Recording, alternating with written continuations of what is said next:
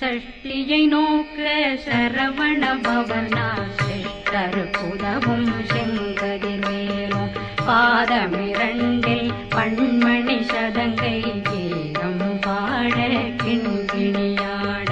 சஷ்டியை நோக்க சரவண பவனார் சிஷ்டருக்குதவும் செங்கதிர்வேலும் பாதமிரண்டில் பண்மணி சதங்கை கீதம் பாட கிண்கிணியாட